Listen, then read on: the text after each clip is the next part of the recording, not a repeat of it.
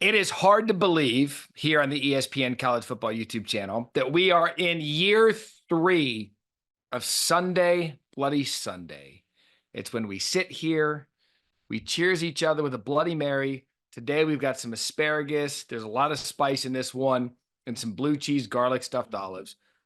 We sit here, we talk ball from the Saturday that was, but year 3 sitting with you here on Sunday mornings and having fun with a college football discussion over the libation of your choice. But we are Sunday Bloody Sunday, so cheers. We are going to drink Bloody Marys, at least I am, with talk college football. I am Matt Barrie. This is the ESPN College Football YouTube channel. College football came back and better than ever. Started with week 0 in Florida State and Georgia Tech, but then we had a monster first weekend.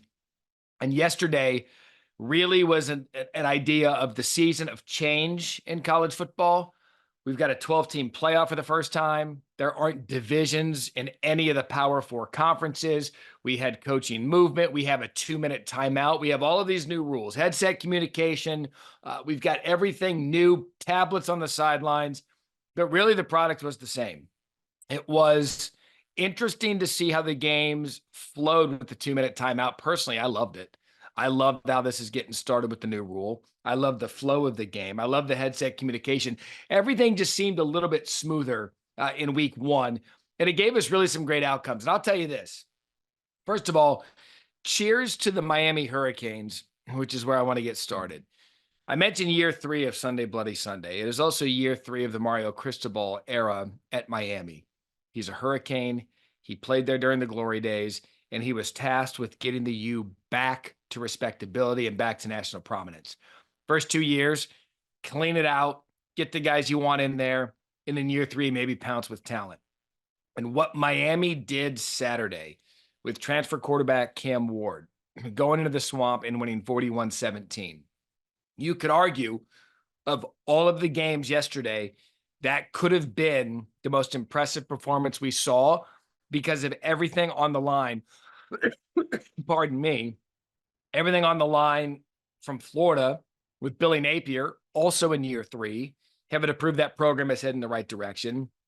But for Cristobal and Miami to go in there with what's been a bad start for the ACC already, with Florida State taking their lumps against Georgia Tech. They play Monday night. There's so much football left to play.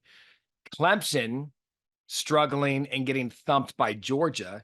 And then my playoff pick, which, by the way, no cheers for me for the Viginia Tech playoff pick, although there's a lot of football left to play. But for Miami to go in there, plant the flag in the first SEC on ABC game, 3:30 Eastern, and do what they did, optimism has to be sky high for the Hurricanes. So if you're a Miami fan and you want the glory days of the U, cheers, because what a win that was for you. It's going to be a great season for Miami, and maybe little by little, the belief in Coral Gables will come back in a program that's got so much history, 5 national championships. Also want to do this one. Cheers to Penn State. Well, why do I say that? Because Penn State, I don't know, for the last 3 or 4 years, they're that team that's always so close. I've said it on College Football Final that the College Football Playoff was created for Penn State, the 12-team version, 10-2 every year. Can't get by Michigan. A lot of people weren't in the Jim Harbaugh era. Can't get by Ohio State. Ryan Day's got the team loaded every year. And so a 10-2 Penn State team has a great path to the College Football Playoff. I thought going to Morgantown, the house that Pat McAfee built, was going to be difficult, if not an upset, because of what West Virginia and Neil Brown had coming back in momentum from their bowl game. But what Penn State did going in there, after a 2-hour weather delay after the first half was played, and then at halftime they shut it down, to go into a hostile environment after that place was all lathered up on Friday with McAfee and win 34-12 with how they did it. Drew Aller, 3 touchdown passes, Nick Singleton, 114 rushing yards and a touchdown. Receiver Wallace, 117 yards and 2 touchdowns. For Penn State to go in there, when all the pressure this year is on Drew Aller and them to make the playoff because of the expansion, to look like that week 1, for me, I think what Penn State did was the most impressive win on Saturday, because they're that one team we're going to ID throughout the year in this loaded Big Ten, now that the Big Ten added some of the Pac-12 schools. But with Ohio State, the best team in the conference, Oregon, who struggled against Idaho, that was actually shocking that it came down to the fourth quarter, 17-14 late, and they had to pull away late. And then Penn State's right there. You've got Michigan, who looks sloppy against Fresno State, albeit they get the win 30-10. But point being with Penn State, we try to look and find a team every year. Could it be their year? I know it's week 1, but for Penn State, Drew Aller and the Nittany Lions in a new playoff era to go against a rival in West Virginia on the road with all the hype that was surrounding this game, big noon kickoff, and to get the win that they did. Cheers, Penn State fans. You've earned it. What a great opening season win. It's going to be fun to watch them throughout the year. I would also like to cheers where I got a few things wrong, where I was blatantly wrong about a couple things. Notre Dame, cheers. You get the win on the road against Texas A&M. Riley Leonard against his former head coach at Duke and Mike Elko. I just thought the stars aligned for A&M, who'd been through so much over the past few years in the Jimbo Fisher era, to come out primetime, ABC, former defensive coordinator, new head coach against a Notre Dame team that had some issues up front on the offensive line with some injuries and some inexperience. For Notre Dame to do that, Mullen said it, and Paul Feinbaum said it with me earlier on the Matt Barrie Show presented by Allstate. If you want to go look at that and watch that and enjoy it and consume it, they said, welcome to the playoff, Notre Dame. Because Notre Dame has a schedule, and we went through this on a couple of the pregame shows and on College Football Final. Notre Dame has a schedule when you look at it and you look at what they have to do the rest of the year. Their next tough game and their next true road game, they're at Purdue September 14th.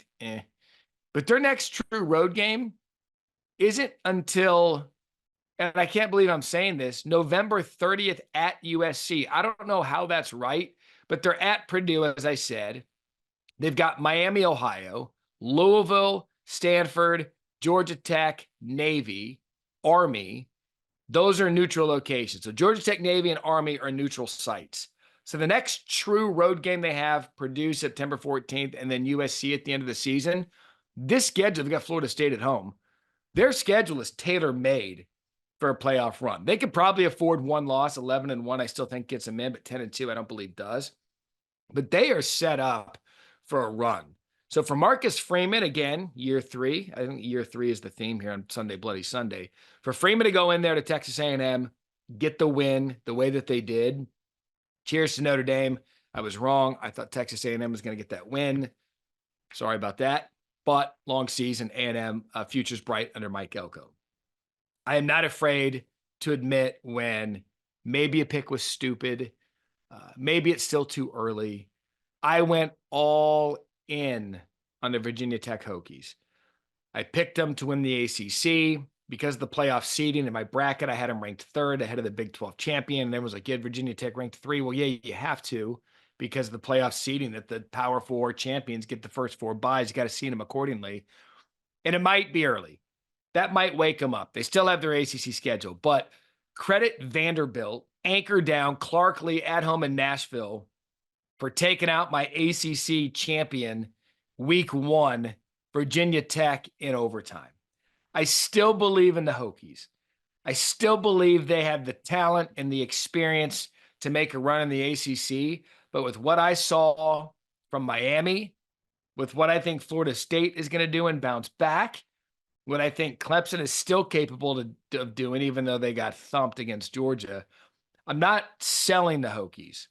I'm not buying a bunch of real estate and like moving into my oceanfront condo in Blacksburg, Virginia. But I'm not going to bail on him yet. I'm going to stay with him just long enough to hopefully get an opportunity to say, see, I told you I had that. But either way, no cheers. Cheers for Vanderbilt. No cheers for me and the Virginia Tech pick. A couple of notable debuts we'll talk about here Sunday Bloody Sunday. Nebraska, they seem to have their quarterback of the future in Dylan Raiola, the top-rated quarterback coming out of high school. He was the starter. He looks the part. He throws a really, really good deep ball. So Nebraska fans, you have something to look forward to. The Matt stat of the day, by the way, Nebraska last year did not have one game where a quarterback threw for over 200 yards. Dylan Raiola does that in his debut. Congratulations to him.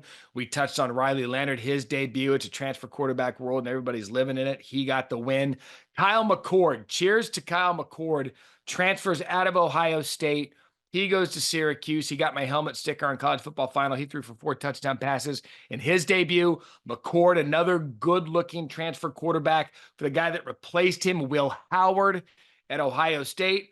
Transfer portal quarterback getting another win with Jeremiah Smith, who I've been told by Galloway and everybody that knows Ohio State football that as a freshman, he's the best yet in terms of coming in. And we just got rid of Marvin Harrison Jr., Garrett Wilson, Chris Olave, Jackson Smith, and Jigma Mecca Buka.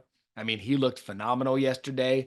And so if you get a transfer portal quarterback, Cam Ward plugging the hole at Miami, we're going to watch those and track those all year on Sunday Bloody Sunday, because you've got players and teams that could be a quarterback away. And we saw examples of that yesterday for teams that can move their way up into the playoff discussion. Carson Beck, not a portal guy by many regards, the number 1 overall pick in the draft. He played the part. It's a quarterback world. And I think we saw that on Saturday. So cheers if your team got a quarterback and was able to get a win because of it. And as I always do, you know I love an alma mater watch. And if your alma mater won, you know, I wrote a little poem on social media yesterday that may your team win all of your games. I don't want to recite it here fully. But if you have a alma mater out there and they got the win, even if you're a fan, what a great way to wake up and enjoy a Bloody Mary on Labor Day weekend.